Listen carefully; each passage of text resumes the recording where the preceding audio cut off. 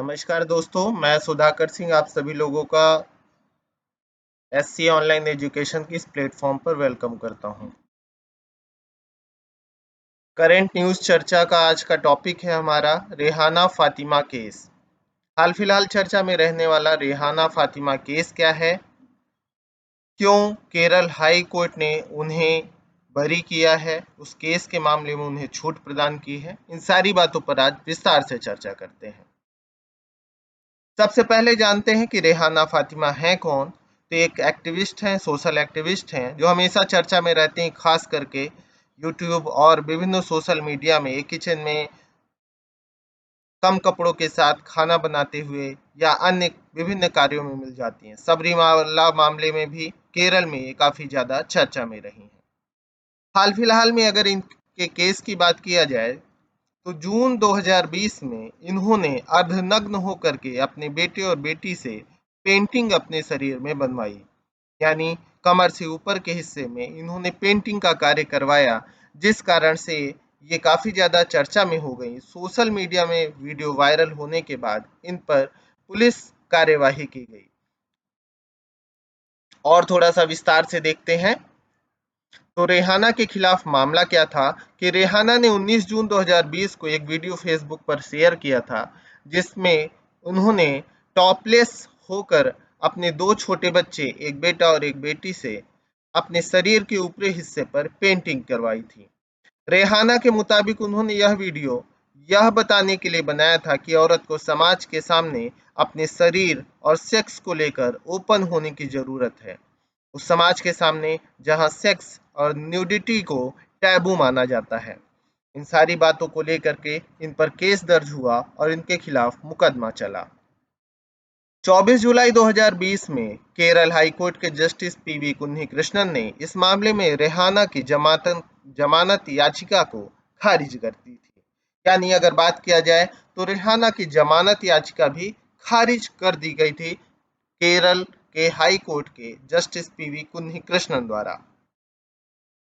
लेकिन हाल फिलहाल में 5 जून ने के केस में हाई कोर्ट ने उन्हें बरी किया। आगे विस्तार से देखते हैं कि रेहाना की जमानत याचिका खारिज कर दी थी, लेकिन केरल हाई कोर्ट ने सेमी न्यूड बॉडी पेंट करवाने केस में एक्टिविस्ट रेहाना फातिमा को हाल फिलहाल बरी कर दिया है। यानी वर्तमान में अगर बात करें तो रेहाना फातिमा को बरी कर दिया है। जस्टिस कौसर एडप्पागत ने फैसला सुनाते हुए कहा कि नग्नता को अश्लीलता या अनैतिकता में बांटना गलत है। 24 जुलाई 2020 के पीवी कुन्हीकृष्णन ने जब जमानत याचिका खारिज कर दी थी, उसके बाद केरल हाई कोर्ट ने सेमी न्यूड बॉडी पेंट करवाने के केस में एक्टिविस्ट रेहाना फातिमा को बरी कर दिया है। जस्टिस कौसर ने कहा कि नग्नता को अश्लीलता या नैतिकता में बांटना गलत है। नग्नता को सेक्स से नहीं जोड़ना चाहिए या जोड़ा जाना चाहिए। महिला का शरीर केवल ऊपरी हिस्सा नग्न होना कामुकता नहीं है। इसी तरह किसी महिला की न्यूड बॉडी का वर्णन या चित्रण भी हमेशा सेक्सुअल या अश्लील नहीं होता है। तो अगर हम बात करें तो केरल हाई कोर्ट के द्वारा न्यूडिटी की एक नई परिभाषा लोगों के सामने आई है, जो काफी ज्यादा चर्चा में है। रेहाना ने अपने नाबालिग बेटे और बेटी से बॉडी पेंट करवाने का वीडियो सोशल मीडिया पर अपलोड किया था। इसके कारण उन पर Kerala state commission for protection of child rights POCSO act के तहत 2 केस दर्ज किए गए थे। अब कोर्ट से राहत मिलने के बाद रेहाना फातिमा ने कहा कि ये लड़ाई उनसे ज्यादा उनके बच्चों के लिए मुश्किल रही। उन्होंने कहा, 3 साल बाद साबित हो गया कि मैंने जो किया वो गलत नहीं था। जो भी मैंने मैसेज दिया वो गलत नहीं था। हमारे समाज में मर्द बिना शर्ट के बाहर घूम सकते हैं, लेकिन महिलाओं के लिए हर समुदाय में तौर तरीके हैं। हमें हमारी सोच को बदलने की आवश्यकता है, ज़रूरत है। कुल मिलाकर के बात करें तो हाल फिलहाल में आपके महिलाओं को लेकर के भी एक नई चर्चा जन्म ले चुकी है समाज में। हालांकि वास्तविकता ये है कि समय के साथ चीजें बदलती हैं, नई परिभाषाएं हमारे सामने आती हैं। उन्हीं में यह एक परिभाषा भी है कि महिलाओं का अर्धनग्न शरीर हर मामले में अश्लील नहीं कहा जा सकता है। रेहाना ने अपने फेसबुक में अपने विचार दिए थे कि औरत का शरीर, उसकी नग्नता 55 किलो मांस से कहीं ज्यादा है।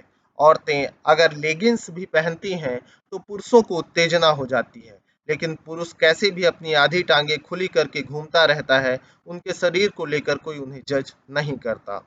सेक्सुअलिटी से जुड़ी जानकारी लोगों को गलत तरीके से दी जा रही है। जैसे सुंदरता देखने वालों की आंखों में होती है, वैसे ही पॉर्न भी देखने वालों की आंखों में ही होता है। कोई भी बच्चा जो अपनी माँ को नग्न देखता है कभी भी किसी औरत के शरीर को प्रताड़ित नहीं करेगा।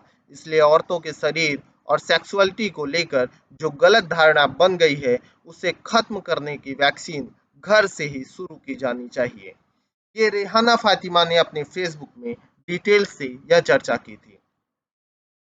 हालांकि वर्तमान में अगर बात करें तो काफी हद तक ये परिभाषा सही भी साबित होती दिखती है, जिसे केरल हाई कोर्ट ने इस पर अपनी मुहर भी लगाई है कि समय के साथ चीजें बदलनी चाहिए और उस पर सुधार किया जाना चाहिए। अदालत ने यह भी कहा कि ब्रेस्ट टैक्स का हवाला देते हुए कहा कि एक समय में इसी केरल में निचली जाति की महिलाओं ने अपने स्तन ढकने के अधिकार की लड़ाई लड़ी थी और देश भर में विभिन्न प्राचीन मंदिरों और सार्वजनिक स्थानों पर तमाम देवी देवताओं की तस्वीरें, कलाकृतियां और प्रतिमाएं हैं जो अर्धनग्न अवस्था में हैं और इन सभी को पवित्र माना जाता है। कोर्ट ने कहा कि पुरुषों के शरीर के ऊपरी हिस्से की नग्नता को कभी भी अश्लील या असभ्य नहीं माना जाता है और ना ही उसे यौन तुष्टि से जोड़कर देखा जाता है, लेकिन एक महिला के शरीर के साथ उसी रूप में बर्ताव नहीं होता है।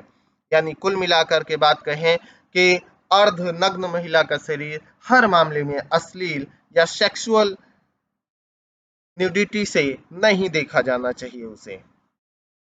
हाईकोर्ट ने कहा कि प्रत्येक व्यक्ति को अपने पुरुष और महिला शरीर पर स्वायत्तता का अधिकार है और यह लिंग आधारित नहीं है, किंतु महिलाओं को अक्सर यह अधिकार नहीं मिलता है या बहुत कम मिलता है। महिलाओं को अपने शरीर और जीवन के संबंध में फैसले लेने के कारण परेशान भी किया जाता है, उनके साथ भेदभाव होता है, उन्हें सजा दी जाती है। कुछ लोग ऐसे भी हैं जो महिलाओं की नग्नता को कलंक मानते हैं। रेहाना फातिमा के बारे में जान लेते हैं कि 30 मई को 1986 को जन्मी 34 साल की रेहाना फातिमा हमेशा सुर्खियों में रहती हैं। सेक्सुअलिटी को लेकर खुलकर अपनी बात रखने वाली रेहाना एक यूट्यूब चैनल चलाती हैं, जिसमें वो अपने किचन में अक्सर बेहद कम कपड़ों पर किचन में खाना बनाते हुए नजर आती हैं। वो सबरीमाला मंदिर में प्रवेश को लेकर के भी चर्चा में रही थी। साल 2018 में केरल पुलिस रेहाना फातिमा समेत 2 महिलाओं को सबरीमाला मंदिर तक लेकर गई थी। भारी विरोध के चलते लौटना पड़ा था। रेहाना सबरीमाला मंदिर में प्रवेश को लेकर 2018 में 18 दिन की जेल की सजा भी काट चुकी हैं। रेहाना फातिमा मलयाली मॉडल और एक्टिविस्ट हैं। इसके अलावा रेहाना फातिमा 2014 में मॉरल पुलिसिंग के विरोध में हुए किसी किस ऑफ लव आंदोलन का हिस्सा भी रह चुकी हैं। नग्नता और अश्लीलता में अंतर है। सेमी न्यूड फोटो केस में केरल हाई कोर्ट ने सामाजिक कार्यकर्ता रेहाना फातिमा को पूरी तरह राहत दी है। बता दें कि कुछ महीनों पहले रेहाना सुर्खियों में आ गई थी। इन्होंने अर्धनग्न शरीर में अपने नाबालिग बेटे और बेटी से शरीर पर पेंटिंग बनवाई थी। यह वीडियो सोशल मीडिया पर खूब शेयर की गई थी। इसके बाद उनके खिलाफ पॉक्सो किशोर न्याय और सूचना प्रौद्योगिकी आईटी अधिनियम के तहत विभिन्न प्रावधानों के तहत मुकदमा दर्ज किया गया था। रेहाना अपने शरीर को केवल कैनवास के रूप में इस्तेमाल कर रही हैं, कोर्ट ने यह कहा। न्यायमूर्ति कौशल एडप्पागत ने कहा, यह अनुमान लगाना संभव नहीं है कि उन्होंने अपने बच्चों का उपयोग किसी यौन कृत्यों के लिए किया था। अदालत ने कहा कि उन्होंने केवल अपने शरीर को कैनवास के रूप में इस्तेमाल करने की अनुमति दी ताकि उनके बच्चे पेंटिंग कर सकें। एक महिला अपने शरीर के बारे में स्वायत्त निर्णय ले सकती है। यह संविधान के अनुच्छेद 21 द्वारा हर व्यक्ति को स्वतंत्रता दी गई है, अर्थात अनुच्छेद 21 की एक नई परिभाषा भी जन्म लेती है। आप चित्र में देख सकते हैं कि रेहाना किस प्रकार से अपने शरीर में पेंटिंग करवा रही हैं। भारत में अश्लीलता फैलाना अपराध है। भारतीय दंड संहिता आईपीसी की धारा 292, 93 और 94 और सूचना प्रौद्योगिकी अधिनियम की धारा 67 अश्लीलता के अपराध की बात करती है। तो भारतीय संविधान में आईपीसी की धारा 292, 293 और 294 और आईटी की धारा 67 के तहत अश्लीलता के अपराध की बात की जाती है। लेकिन इस नए निर्णय के साथ नई परिभाषा जन्म लेगी और नए विचार जन्म लेंगे जो महिलाओं को भी स्वतंत्रता और स्वायत्तता पुरुषों के बराबर प्रदान करेंगे। क्योंकि किसी भी यदि महिला अपने बच्चे को दूध पिला रही है तो उसे नग्नता नहीं देखा जाना चाहिए। उसी प्रकार से अगर बात करें सामान्य रूप में कि अगर वो फीडिंग करा रही है या अपने अर्ध नग्न शरीर का प्रयोग वह अन्य किसी रूप में कर रही है जो सेक्सुअली न्यूडिटी के रूप में नहीं जाना जा रहा है, तो निश्चित रूप से वह अश्लील नहीं है। तो नई परिभाषा, नई बातों के साथ रेहाना फातिमा ने एक नए विचार को जन्म दिया है जो समाज में निश्चित रूप से एक क्रांति का कार्य भी करेगा। तो आप सभी लोगों को थैंक्स फॉर वॉचिंग। वीडियो देखने के लिए बहुत बहुत धन्यवाद। वीडियो से जुड़ने के लिए इस चैनल को सब्सक्राइब करिए, वीडियो को लाइक करिए, शेयर करिए और जुड़े रहिए मेरे साथ, बढ़ते रहिए मेरे साथ। Have a good day, good luck.